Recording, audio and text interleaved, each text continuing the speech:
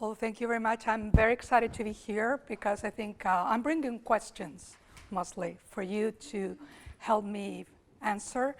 And as Paul has said, I have worked in astrocytes in the so-called Galea field, although it's a bad name. I think we wrote an article last year that was a little bit controversial about stopping to use the word Galea, because Galea is a historical name that was coined 1 century ago when the neuroscientists that were very bright at the time, like Ramon y Cajal, described the brain as being composed of neurons and the rest. So the rest is just Galea, and that rest is astrocytes, microglia, oligodendrocytes, vascular cells. So all of them are very different, and they are as different from each other. Oh, excuse me. They're as different from each other. You're typing this, but that's real life. They are as different from each other as they are from neurons. So the glia name had a meaning 1 century ago, but now it's totally meaningless. I try myself not to use it, but I have to use it. But just to make the point that it doesn't make any sense to have 2 types of cells of the brain, neurons that are already very specialized themselves, and the rest of the brain. That's really obsolete, and we have to get out of that framework. So this is the outline of my talk. I'm going to talk about the anatomy, excuse me, I have a hoarse voice. The anatomy and the molecular profile of astrocytes, and I'm very fond of myself on anatomy and molecular analysis because they tell us in an unbiased manner, keyword unbiased, about the function of the cells. Because we can have hypotheses, but in order to elaborate educated hypotheses, we need unbiased data. So anatomy and molecular analysis tell us a lot about what the cells do in the brain. Then I will talk about homeostasis, which is the realm of astrocytes, where most of the people have worked in the past century. And I will move to talk about astrocytes and behavior. I will describe many studies that show that astrocytes contribute to complex behaviors and higher brain functions. And I will divide that part in 3 parts. I will talk about calcium, which is to astrocytes what action potentials are to neurons, a real-time functional readout of cellular activity. I will talk about some papers that I think they're key because they use very special techniques, so they have very interesting concepts that link astrocytes with behavior. And then we will move to the computation, which is this is your part, and myself and the field wants to move astrocytes to computational neuroscience. So the point is that we think, the astrocyte field thinks that astrocytes should be actually studied in system neuroscience as an integral part of neural circuits. And I sent you a paper, I'm sure you didn't read it. We just submitted this paper last August. It was an invited review to Galea, it is under revision, but they asked us to think about these problems, how to study astrocytes in system neurosciences and in computational neurosciences. Perhaps you don't know the authors, but Rubén Moreno Bote, it's from Pompeu Fabra. He works in decision making. He's excuse me, he's from computational neuroscience, so he's the neuronal person. Maurizio is a computational person, and the rest of us are from the astrocyte field. And the key questions that we asked in that paper, and I would like you to help us answer them. There are 3. It's like, if computation is an emerging property of a given neural network, this is from Rafael Juste, do astrocytes help to shape such property beyond providing metabolic and homeostatic support? Second question, do astrocytes encode by way of calcium transients? And the third question is, if they do, what they encode? So I will raise those questions at the end of the talk. And during the talk, I will pose different questions, and either we'll talk about them, or you raise another questions that you want to talk about, or we wait until the very end and we discuss everything together. It's up to you. So I will adapt to the dynamics of the class. So this is the traditional and I think inaccurate view of astrocytes. This is probably the view of astrocytes that you have. Astrocytes like stars. 1 century ago, Cajal drew this beautiful picture of a type of cells of the brain. They have a small cell body, very long processes, and they send also processes that are called amphib and that touch vessels. And since the cells look like stars, they were called astrocytes. Then, 1 century later, this view of astrocytes like, excuse me, like star-shaped cells was confirmed by immunohistochemistry because antibodies against a protein of the intermediate filament of astrocytes, the glial fibrillary acidic protein, GFAP, was developed. And it helped us to identify astrocytes in all possible models. Here we have in whole brains, these are human brains, and here are the astrocytes in cultures with immunofluorescence. So GFAP immunohistochemistry, it's a double-edged sword because on the one hand, it works very well. So GFAP antibodies are excellent. They always work. The students love them because they always get data. And we have identified astrocytes in many different situations. So they have given us a lot of information. But on the other hand, they have given us a distorted view of the astrocytes because they stain the cytoskeleton, which accounts for less than 20% of the cell body. So GFAP immunohistochemistry is like an X-ray that reveals the bones, but not the flesh. So, and the flesh is very important in astrocytes. So it's just recently that we understand how real astrocytes look. And this happened with the development of soluble fluorescent dyes that can fill the whole astrocytes and reveal the whole cell body. 3 technical advances have been necessary. First, the discovery of the green fluorescent protein and the use of this protein for biological studies. Second discovery, the development of viral vectors that are able to put this protein in specific cell types in the brain or in the rest of the body. And those viruses are cell-specific because they have 2 features. One, the plasmid that they transduce into the cell types have cell-specific promoters. In our case, it's GFAP or variants thereof, and the tropism of the viruses. In our case, we work with adeno-associated viruses, AAV, serotype 2, 5, or 9, that recognize specific receptors on astrocytes. So this is a setup. I want to give you a sense of the kind of experiments we do. This is a regular setup. The mice under anesthesia are set up in a stereotaxic frame. We open the skin, and then we do injection of the viruses in a very precise localization, depending on whether we want the viruses to infect astrocytes in cortex, hippocampus, or other nuclei in the brain. So this is an image that I took myself, a coronal section. After 2 weeks after the injection of the viruses, we can see how the fluorescence has spread around the injection sites. These are the injection sites in the somatosensory cortex, and in green is a low magnification picture of GFAP-filled astrocytes. In the case you see that they have moved to the cortex and they have moved also to the hippocampus. But usually we don't sacrifice the mice to take these pictures because the beauty of the green fluorescent protein is that we're able to see the astrocytes in vivo.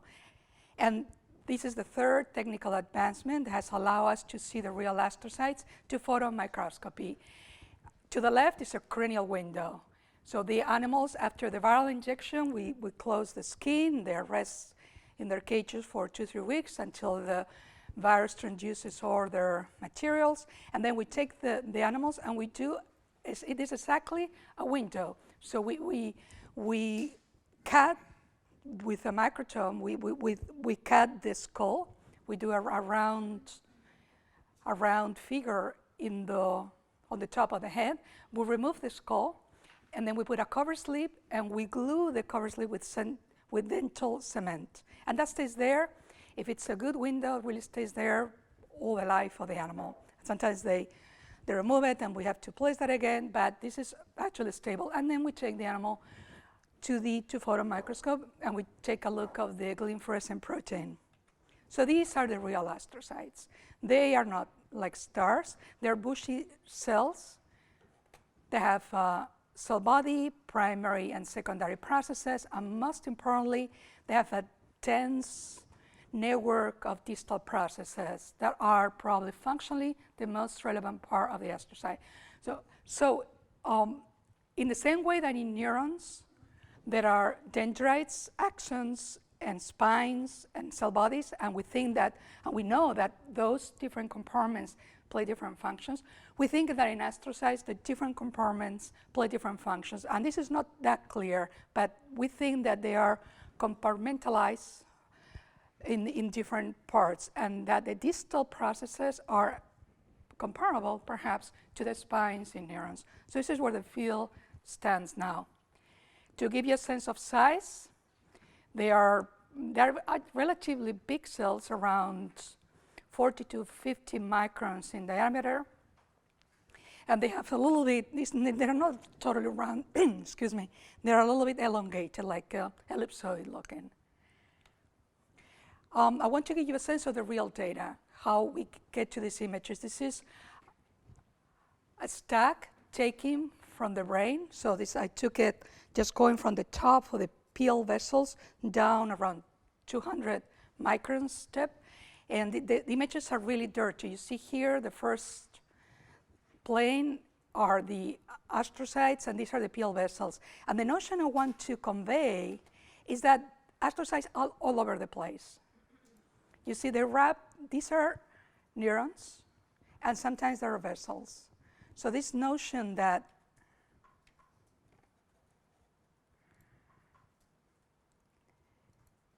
the neuropil is really an astropil. They're all over the place.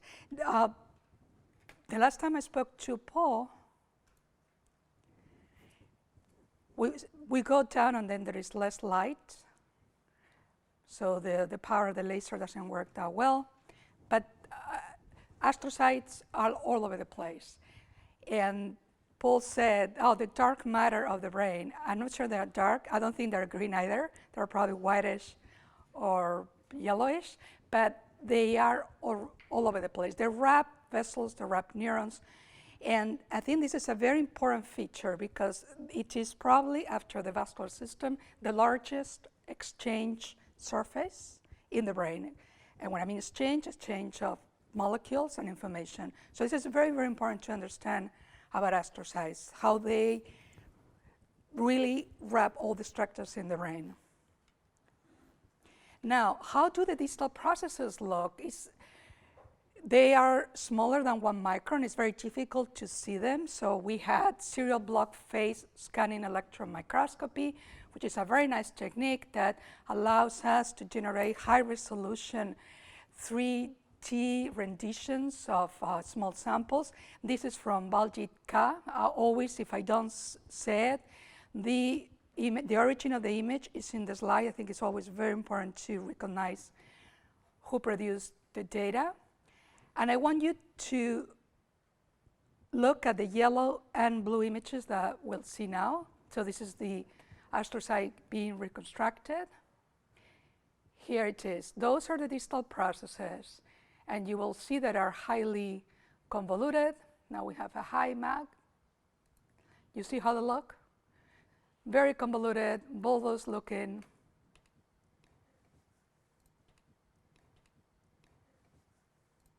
So the idea, it's again the surface. This is like the spines of neurons, perhaps. So they can exchange a lot of information due to this very highly convoluted structure. Just a look. No difference. It's just different colors.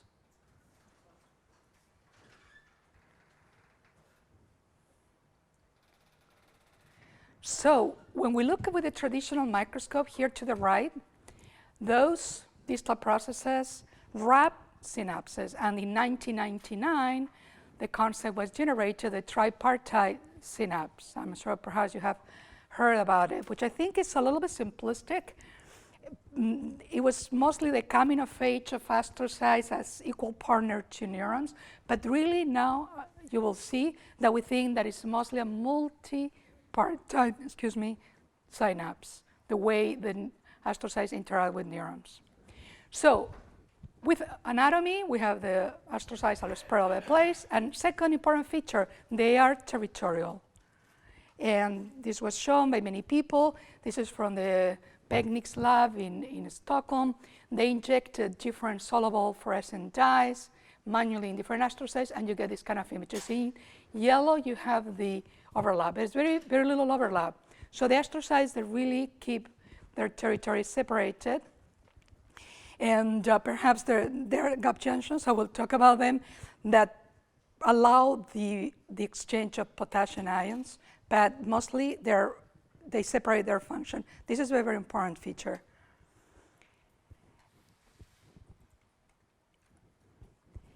Within one astrocyte, there are a lot of neurons and synapses. So in a mouse, one given astrocyte has like 20 neurons, has up to 600 dendrites, and up to 160,000 synapses. And in humans, one astrocyte can include up to 2 million synapses. So Halassa in 2009 said all astrocytes are synaptic islands. The functional relevance of this is unknown.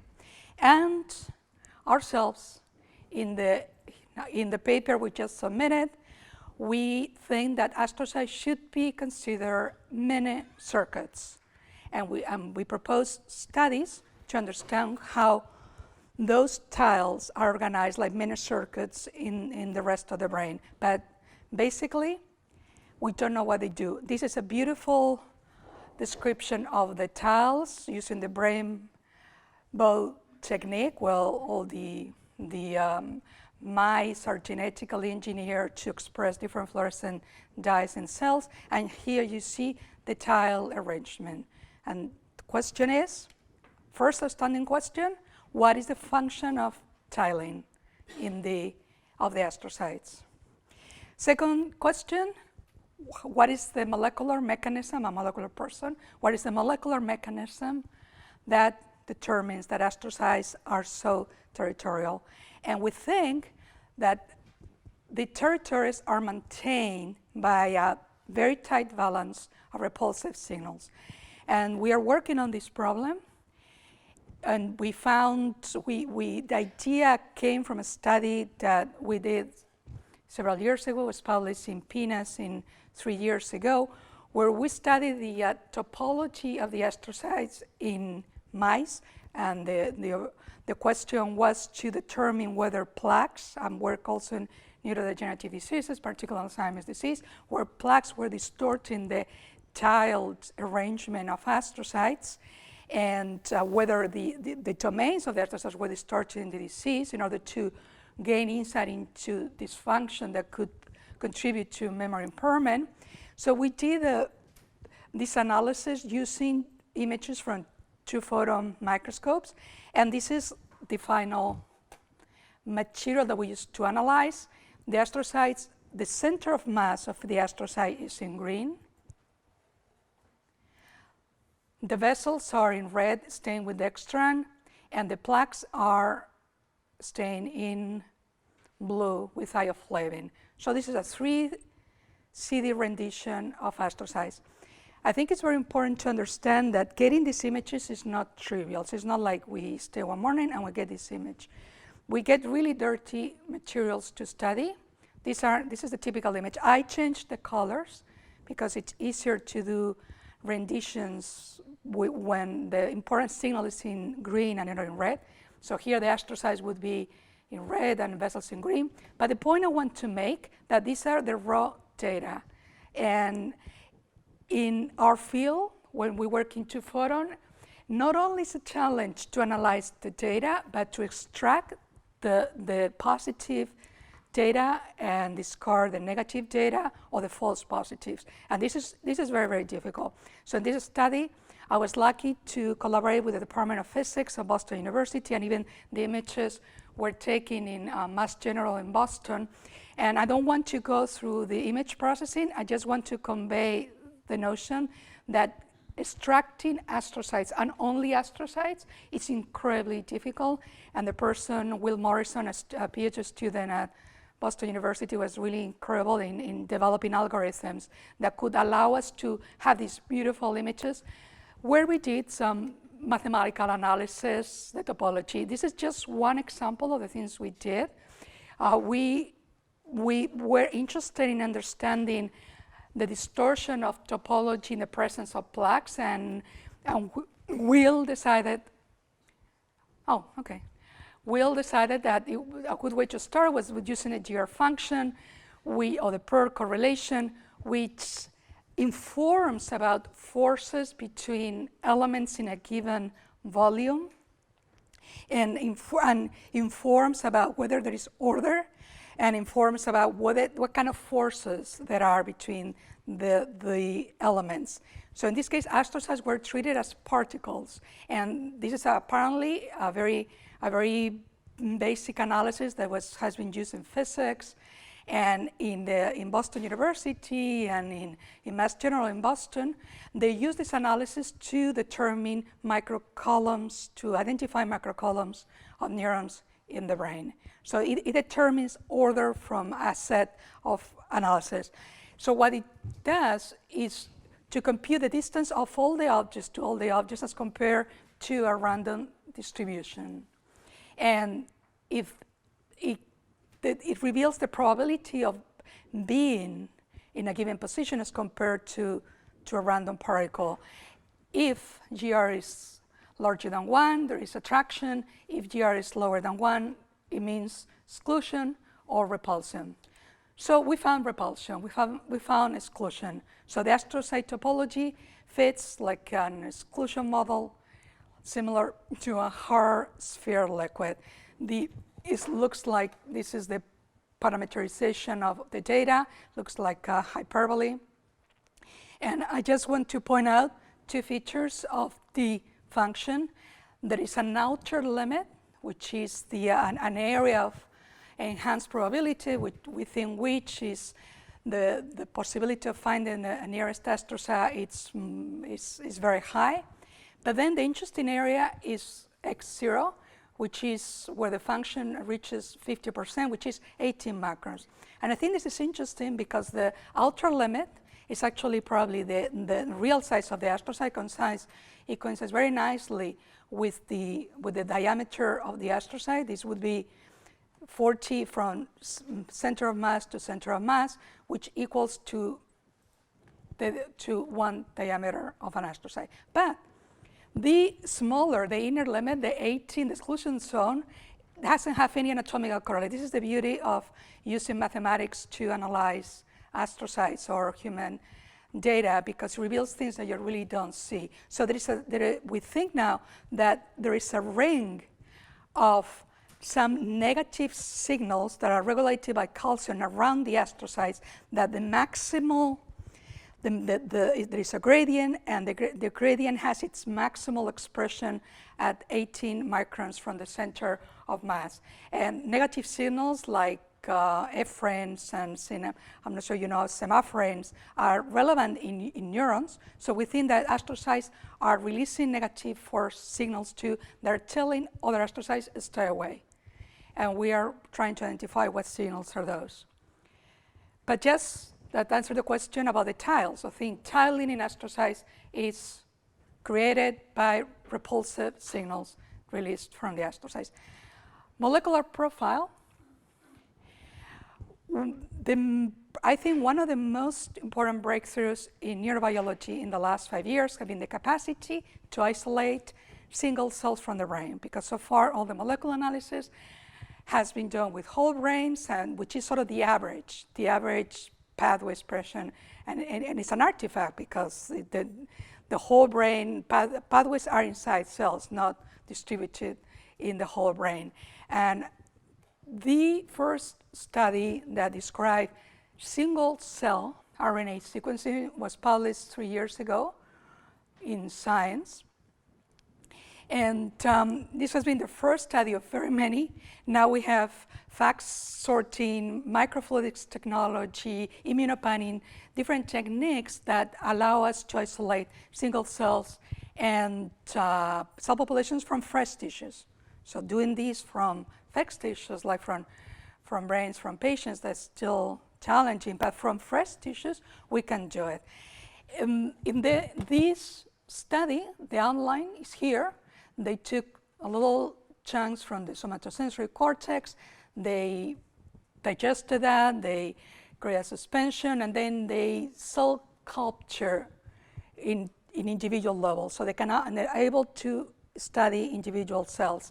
And they did clustering. I'm sure you're familiar with clustering, which is an analysis of the puts together genes depending on their expression. The notion is that genes that carry similar functions, they are regulated in a similar fashion, probably by the same transcription factors, by the same operons. So they have the same level of expression, and statistically we can find those genes and we can cluster them. And they did that, and they found 9 types of cells that were differentiated by a cell marker. Astrocytes are here with this marker. So this is the way of representation called TS-INE. It's very visual. So we have each dot is a cell, and then in red is the cell type that expresses this marker. But the most interesting thing was the clustering, unbiased clustering of all those group of genes, because they revealed that there are 29 types of neurons and only 2 types of astrocytes. And that, I think, is very relevant because it means that neurons are more specialized than astrocytes. So astrocytes, I think, if we look at anatomy, we look at the molecular profile, they're less specialized than neurons. Now in the field of astrocytes, people want to describe that astrocytes are heterogeneous. We want to make a big point that they really find different astrocytes in the rest of the brain. But I think that a main difference between neurons and astrocytes is that neurons are specialized and astrocytes are not. Therefore, probably they carry general functions of the brain. Even the possible computational functions are general. This is an important point that has been revealed with molecular analysis. Well, this is just showing the neurons. There are like different classes, interneurons, pyramidal cells, but just all these neurons and all these astrocytes. So astrocytes are spongiform, they're territorial within their many circuits. We don't really know what those many circuits are doing, and I think they're non-specialized. Homeostasis, this is where the field has been working for the last 50 years. Beautiful pieces of work. This summarizes just key findings. Astrocytes control pH because they are able to pick out the CO2 from the neurons and transform it into carbonates, and that brings back some necessary ions to the neurons. So neurons are here on the left, astrocytes on the right. Importantly, there is one notion called the lactate shuttle, has been somewhat controversial, but I think it still holds true. And this means that astrocytes provide lactate for neurons as a fuel. So the astrocytes pick up glucose from the blood, and then upon demand, they provide lactate for neurons, which is a very, very highly efficient fuel. Astrocytes will participate in amino acid recycling. Very importantly, they also participate in glutamine and glutamate shuttle. So when the neurons release glutamate, the glutamate is taken up by the astrocytes, which transform glutamate into glutamine and goes back to neurons. We also, very importantly, potassium buffering. So astrocytes are very rich in different potassium channels, and that absorbs, clears potassium after electrical activity. And I think this is where the gap changes are important for. So the potassium from one astrocyte is extruded to the blood through many different astrocytes.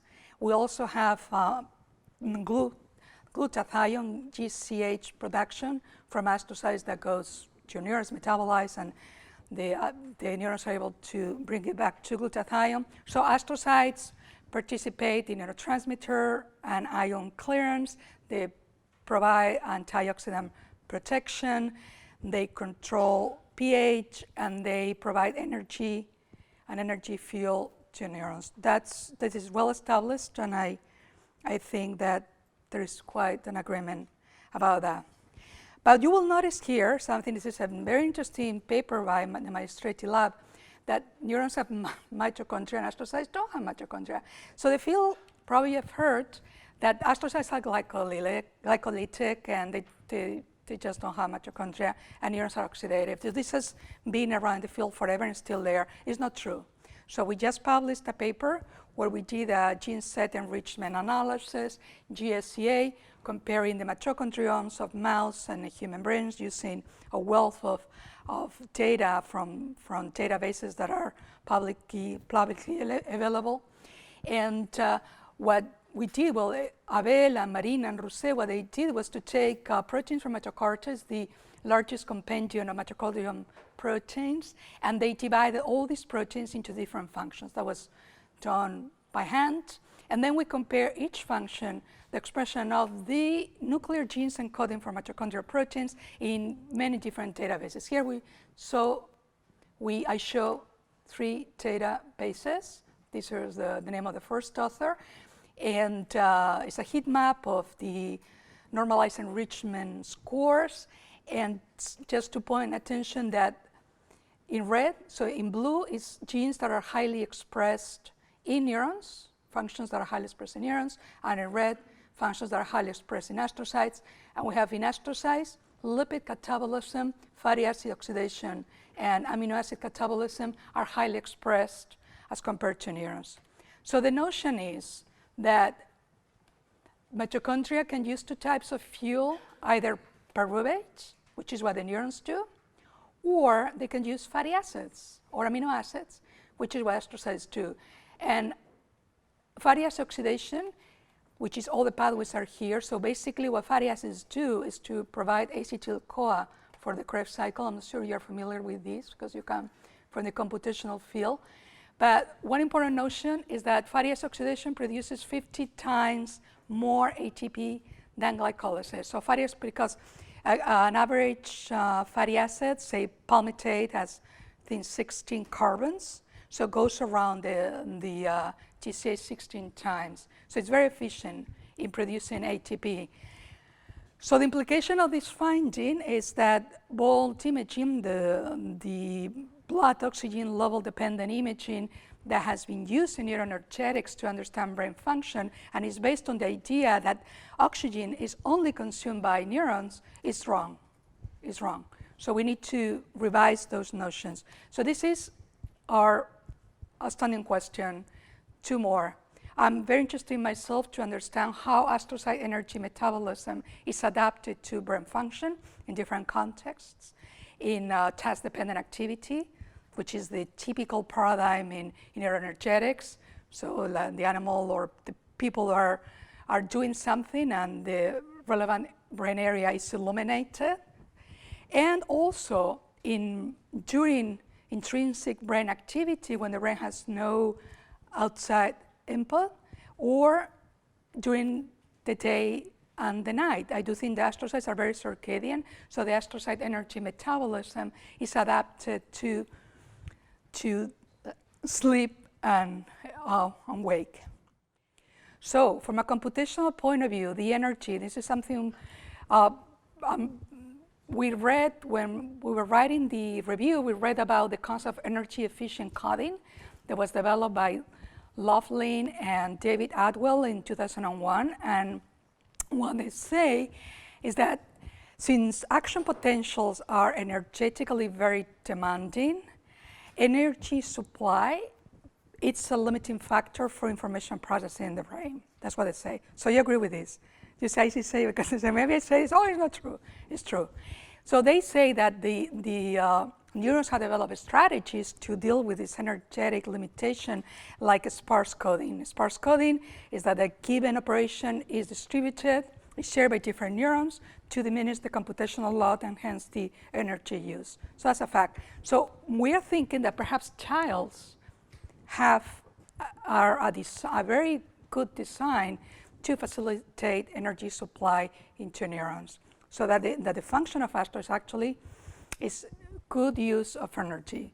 So that I want to study this in silico, in some models, but I think the energy phenomenon, the requirements of energy may be the factors that determine that astrocytes are in tiles and have many different neurons inside. So this is a lead that we want to follow, and perhaps you can express your opinion if it is interesting or not. So just to finish with homeostasis before getting into behavior, I think one of the most interesting things described in the last years from the Niedergar lab is the presence of the glymphatic system. Just very, very simply, what they describe is a way that the brain uses to eliminate waste.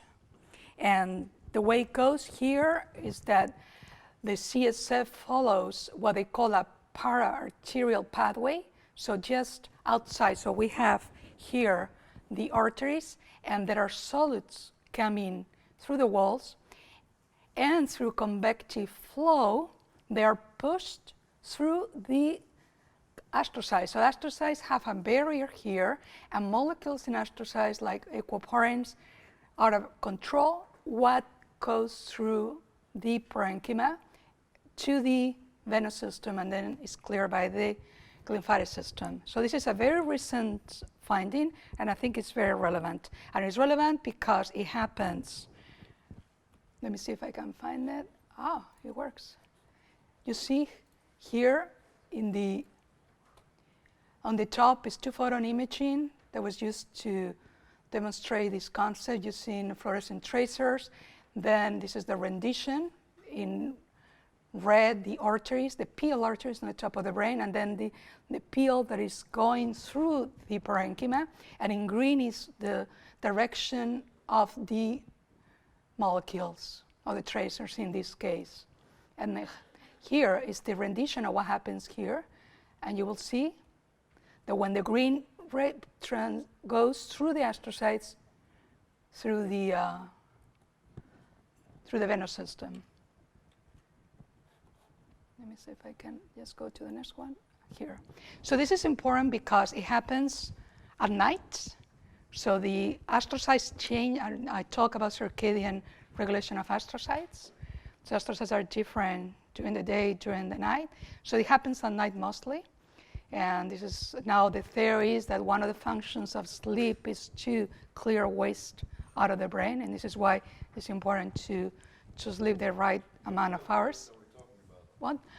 So waste, amyloid beta, tau, hyperphosphorylate tau, things, molecules that when they are released by the brain, everything that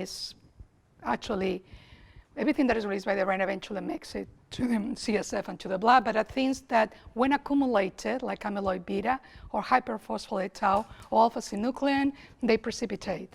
So the notion is now that there would be a schematic, a normal young person. In an old person, and in Alzheimer's disease, the molecules, particularly beta amyloid, has been shown gets stuck in the brain because the lymphatic system, here you see, the paravascular flow is impaired, it is slower, and then it deposits in the vessels and causes cerebral amyloid angiopathy and probably facilitates that amyloid beta and hyperphosphorylate tau give rise to plaques and to neurofibrillary tangles. This is an important concept that we speak about homeostasis of astrocytes, you need to learn. So in summary, homeostasis, I talk about the lymphatic system, metabolic coupling between astrocytes and neurons, neurotransmitter and ion clearance. That's the summary. So getting into the systems neuroscience-like studies. So first, I think for calcium, it's a lot of data, so I try to summarize the key points. I said it's a real-time functional readout of astrocytes for the last 30 years. It is cytosolic calcium I'm talking about, and is the result of very complex interorganellar fluxes. The method we have used to study calcium signaling in astrocytes is imaging. And it has very complex spatio-temporal dynamics. This is one of the outstanding questions in the field to understand what does it mean. And very importantly, from the point of view of computation, it's a slow signal relative to action potentials. So the responses range from hundreds of milliseconds to tens of seconds. Hundreds of milliseconds from the time they see the stimulus to the time that the calcium transient lasts. So this is our range of action. About the fluxes, calcium usually is increased in the cytosol after some neurotransmitters, glutamate, acetylcholine, ATP, activates G receptors, and there are well-known second messenger. A very important one is the IP3 mediated that extrudes calcium from the endoplasmic reticulum or from the RYR receptor. We also have calcium coming out of the lysosome, stimulated by a second messenger called NAATP. Calcium can be released and taken out by the mitochondria too. Can come from the outside through plasma channels, can be extruded with some pumps. So this is a very, very complex interplay of fluxes that control how much calcium is increased in the cytosol and the duration of the response, just to get a sense. So calcium imaging has been possible because of calcium indicators. So there are two big families, the FURA2, which are bulk indicators, the first ones used in the field. And the beauty of these molecules, that's a ratiometric, meaning it has a dual excitation, a dual emission, and the ratio of emission and excitation changes depending on whether FURA has calcium or not. And this is very interesting from an experimental point of view because it eliminates the confounding factor of the amount of FURA that is in a given cell that is very highly variable and it gets quenched. The other set of molecules are the so-called genetically encoded indicators, genetically encoded because they are in plasmid that are transduced in a cell-specific manner with viruses or transgenic tools.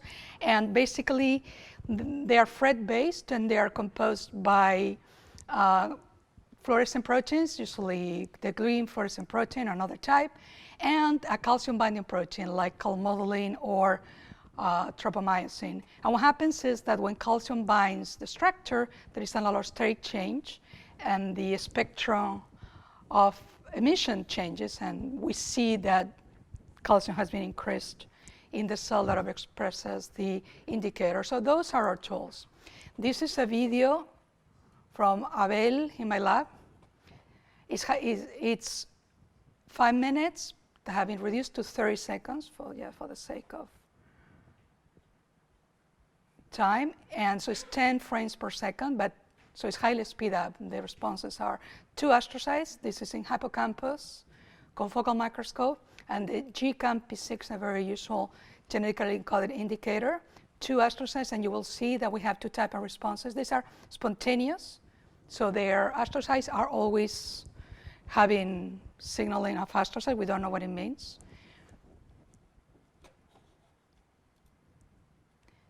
And now they respond to ATP.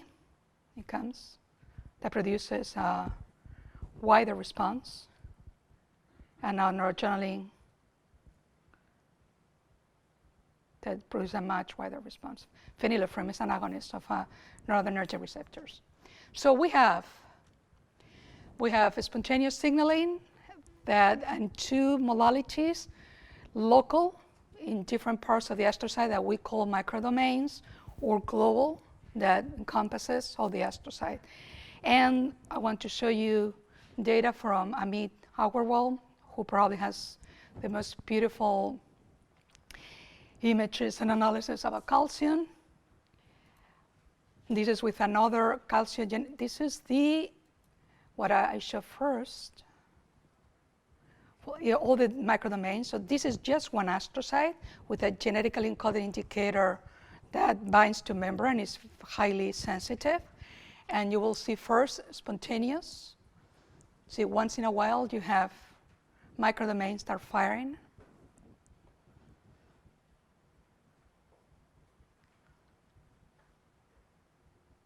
So I want to show you this kind of images because I want you to understand what kind of signals we are working with. TTX is important because those are not dependent on neuronal activity. That's the point that we want to make. So they happen. So astrocyte is like a recurrent circuit that produces kind of signals. We don't understand why. This is a glutamate agonist. Did you see the signals are enhanced? They're still territorial. And I will have again noradrenaline, which produces the large modality of calcium responses in astrocytes. Noradrenaline now does it.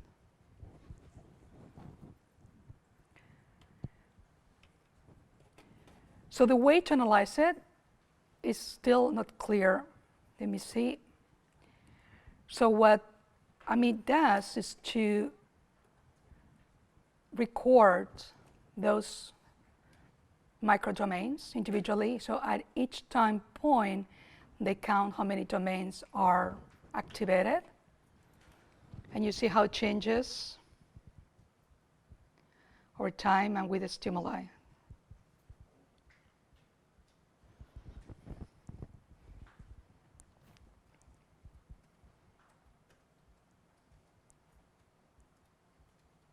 Noradrenaline, you will see now it's all implicates more domains than anything else. So now question is how to analyze this. This is where the field stands. So some people, particularly when we use FURA, they just take one signal from the whole astrocyte. It's like an integrate and fire neuron. It's just one calcium signaling from the whole astrocyte with no recognition about the compartmentalization of that signaling. Some people take the microdomains and the average intensity at different times.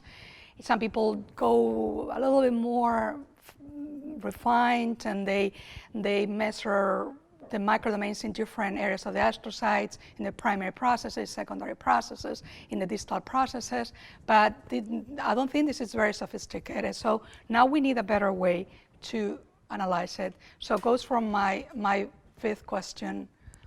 And with Ruben Moreno-Bote, we are starting a project where we consider that all those microdomains are multidimensional data. And therefore, they could be analyzed with some tools that he has, including dimensionality reduction. The idea is to find what microdomains are relevant and independent in a given behavior. I will talk about behaviors in a minute, but that's the idea. Try to simplify the data using dimensionality reduction. And the implicit notion is that astrocytes are dynamical systems governed by function-specific regimes resulting from coordinated changes in calcium signaling. So that's the notion. And we want to find what are the regimes associated to different behaviors, the same way that you have different neuronal responses associated to different stages of a given task. We want to understand if astrocytes, individual astrocytes, and astrocyte populations, they do have specific patterns of calcium responses associated to behavior. So this is what we're working now with Ruben. So behavior, I talked about astrocytes mediating behavior, and I want to give you the a general sense. I cannot talk about many studies. This is the summary. So there are two types of studies. There are studies where a given task has, well, you were asking, sorry, I don't know your name, but you were asking about this before. When a given task is stimulating calcium imaging astrocytes, there are a plethora of studies that show astrocytes respond to different stimuli during behavior. And more recently, there are studies where astrocytes are manipulated, either with transgenic tools or with chemogenetics and with optogenetics. And these studies show, by blocking or modulating some aspect of astrocytes, usually calcium, that astrocytes participate in the behavior because they see changes in the behavior.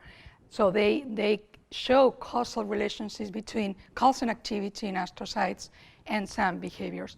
So as to behavior, which is a very general term, but mostly has been shown in sensory processing in mice. So whisker stimulation, somatosensory stimulation, visual stimulation in the visual cortex.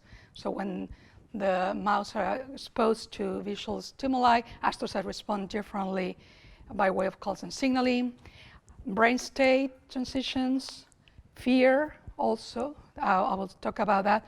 Neuromodulation has been shown that the locus coeruleus and the nucleus basalis of minor activate astrocytes, and astrocytes transduce those signals in the cortex. So if calcium is eliminated from the astrocytes because, for instance, in mice that lack the IP3 receptor 2, then the locus coeruleus or the nucleus basalis of minor cannot transduce signals to the cortex, so it plays a role in neuromodulation. Memory too, learning, and memory acquisition and learning. Astrocytes participate in that, and homeostatic reflexes like pH regulation, breathing, and food intake. So there are a lot of papers.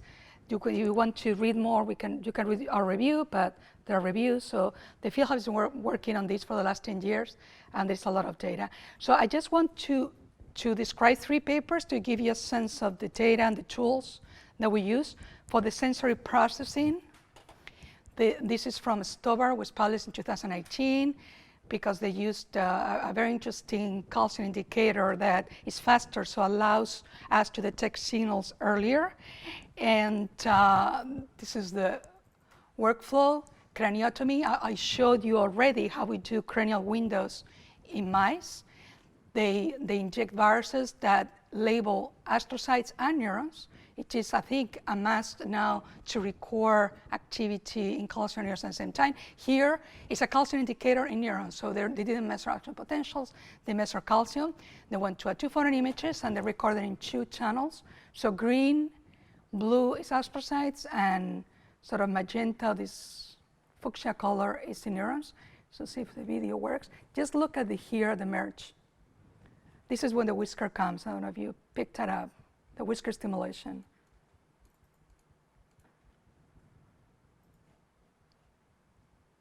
Just look here, I will repeat. Normal, spontaneous. Now it's whisker stimulation that promotes calcium upregulation in neurons and astrocytes. And the process of this data. I think there's an interesting paper because it really describes that astrocytes are relatively slow signal when we talk about calcium transits. In here, in dark, are the calcium responses in neurons, and in green are the calcium response in astrocytes, and you see 2 things. First, they're always lagging behind neurons. The onset of latency, it's here in the milliseconds, hundreds of milliseconds for neurons.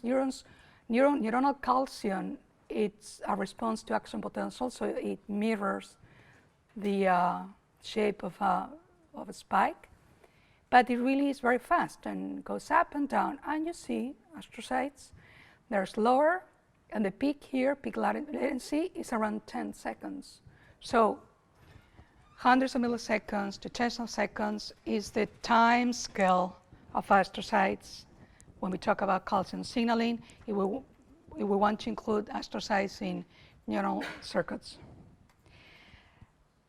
The second study I want to talk about is the brain state. This is from Kira Poscancer and Rafael Yuste. Kira is one of the authors in the review we submitted. And the key finding here is that optogenetic stimulation of astrocytes using an opsin called rhodopsin promotes a switch to the slow oscillation state by triggering the upstate of slow waves. That's the finding. Now, aware on optogenetics in astrocytes, we don't really know how it works because astrocytes are not electrically excitable like neurons. So it's not clear how channel rhodopsin that promotes entrance of sodium, potassium, and calcium at trace levels produces an increase in calcium transients in the cytosol. And it's not clear how rhodopsin, which hyperpolarizes cells, and in neurons, it inhibits neurons, in astrocytes produces calcium transients, particularly in the processes. So it is not known. We know that optogenetics activate astrocytes, but we do not really understand well the mechanisms. And this is the setup. In this case, they measure local field potential. Again, it is very important to record neurons and astrocytes at the same time. And they use mice where they inject, in this case, GCAM-P6. Well, I don't think they inject, I think there's a transgenic mice, cray mice. Well, GCAM-P6 is here. You see the kind of images that they get. And then Kira selects ROIs. What she does is that she selects several ROIs in the process of the astrocytes, and these are the traces of the ROIs, just to give you a sense of the raw data again. So when looking at the local field potential, if we blow out this stretch, like every 5 minutes, I think this is like 5 minutes, they see a state transition. So we go from desynchronized to synchronized to slow oscillations that are, sorry, this is wrong. It's less than 1 Hz. There's a mistake here. It's less than 1 Hz. Slow oscillations that Mavi Sanchez-Diaz says things that are default emerging activity in neural circuits that are predominant in a slow wave sleep under anesthesia. So this is the basic observation. In state transitions in a mouse, like every 5 minutes. Now, what Kira does is to stimulate the astrocytes using optogenetics. So in addition to GCAM-P6, the astrocytes express rhodopsin. So the setup is a 5-second stimulation that produces calcium increases. She shows that in the paper. And then she checks for 5 minutes. And the finding is that this stimulation provokes the brain transition to the more synchronized state. And this is the key data. This is the recording. These are the spectrograms with the power in the high frequency and the low frequency. And there are low here, the traces of power in low and high frequency bands. And this is the key finding. The power in the low frequency is increased upon optogenetic stimulation of the astrocytes. So the last paper, because it's, you see, we are already 1 hour and I have like 10 more slides, but I'm not going to describe them. So because I want you to show the key papers in the field. There are very many, but I have selected a few ones that are really important. This is from Alfonso Araque, one of the leaders of calcium signal and astrocytes, and has produced beautiful data about the relationship between astrocyte behavior. And this is with chemogenetics. So the key finding of this paper is that the chemogenetic stimulation of astrocytes in the amygdala changes the excitation inhibition balance and reduces fear expression. So in the paper by Kira, we spoke about network regulation. And in the paper of Araques, we speak about control of local circuits. So the amygdala is here. It's relatively complex, and it has lateral and central. And the circuit includes glutamatergic neurons in red and includes also GABAergic neurons in blue. And what Arake finds is that when they stimulate astrocytes with chemogenetics, the astrocytes activate the GABAergic neurons and inhibit the glutamatergic neurons. And the result is that the expression of fear is reduced. So that's the finding. And they... What were the neurons they were activating? They activate the glutamatergic... No, but before, they activate, the astrocytes activated a certain neuron type, and they then activate the glutamatergic cells, you were saying. Right? No, they do. Look at here, Paul, look at here. So you have the astrocyte is stimulating the GABAergic transmission and is inhibiting the glutamatergic transmission. And then the mechanism, well, they figure out ATP, but since probably you are serious people, you want to see the data. So this is the injection of the tools in the threads, the chemogenetic in the mouse, in the amygdala, showing that they are expressing GFAP here, showing that here, this is a very important piece of data, they use FUTA2, they didn't use here the genetically encoded indicators, but they show that when they stimulate CNO, when they stimulate when they do the actual chemogenetic stimulation, calcium is increased specifically in astrocytes. This is an important control, and this shows the peak and shows that it's specific for the administration of the CNO. And this is the different regulation of different transmissions. In blue, stimulation of the inhibitory neurotransmission, and in red, inhibition of excitatory neurotransmission. So this is a very fine example of where the field stands. So the astrocyte modulation can control local circuits and network circuits. That's where we are. So outstanding questions, that the ones I posed in the beginning. So you think that astrocytes compute beyond providing metabolic and homeostatic support to neurons? Do you think that astrocytes encode by way of calcium transients? So with Ruben, we'll have proposed to use decoders, the same decoders that he uses to decode the neuronal activity in complex behavioral decision making.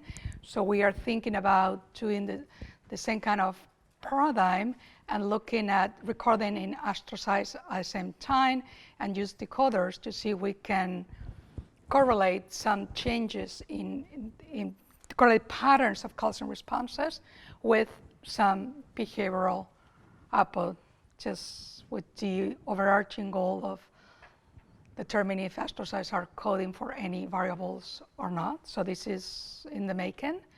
And if they encode what they encode, those are important questions that probably will be answered in the next 10 years. No, I'm sure. So this is like we are now here, we know nothing, and the point with Ruben is to try to use tools for machine learning to analyze astrocyte signals and to see if we can get interesting information out of it. That's exactly the point where we're at. So I think we finished because it's already 1 hour and a half, and I was talking therapeutics, but I'm not. So. Well, say a few words about therapeutics, just out of curiosity. Oh, well, because it's too long. It's too long to go fast. So basically. No, without the slides. Oh, without the slide. So therapeutics. So the notion is that this idea was that when the brain gets sick, it's only neurons, is wrong. It's just totally wrong. So astrocytes suffer diseases. It's also wrong, the notion that astrocytes and microglia kill neurons. That's totally simplistic. And we need to understand with molecular, that's what we do in the lab, with molecular analysis, we need to understand what are the functional changes in the astrocytes. And we know from Alzheimer's disease here, just to make a long story short, like in neurons, in Alzheimer's disease, this is GSCA gene set enrichment analysis, control and load brains, down means unregulated, up is normal. all these neurotransmission-related genes are downregulated. This is known as Alzheimer's disease. Neurotransmission is impaired, spines are decreased. So we bring up the notion that astrocytes are impaired too. We find impairment in specific functions. One, mitochondria. So the electron transport is impaired, fatty acid oxidation is increased. It would impair from a molecular point of view. We don't know if it's impaired. So the expression of the genes related to that function is changed. We still don't know because we don't have access to the brains, unfortunately. So doing molecular analysis, it's a way to try to get insight into function, but eventually we need to confirm our hypothesis with the real samples. But according to gene expression, mitochondrial functions are altered. The lysosomal system is altered. And it's at the level of gene expression, yeah, and not of the machinery of the glia itself. So the gene expression. So we're talking about because we have a way, since we cannot isolate so far cells from living humans, we have developed a method to extract cell-specific signatures from whole brain transcriptomes. And so far we know that the transcriptomes are altered. And usually alterations of the transcriptomes are a telltale of a functional alteration. So it's an indication that that pathway is wrong. So far, neuronal pathways are downregulated and astrocyte pathways are also dysfunctional. We have other models, traumatic brain injury, where we do similar analysis, and we see that key genes that control functions of astrocytes are also downregulated, meaning that astrocyte functions are impaired. What happens in disease is that cells suffer a phenotypical change, and this is very important. So it's not just one protein that upregulated, downregulated. It is a phenotypical change, and the therapeutical consequence is that we need drugs that promote phenotypical changes in the cells.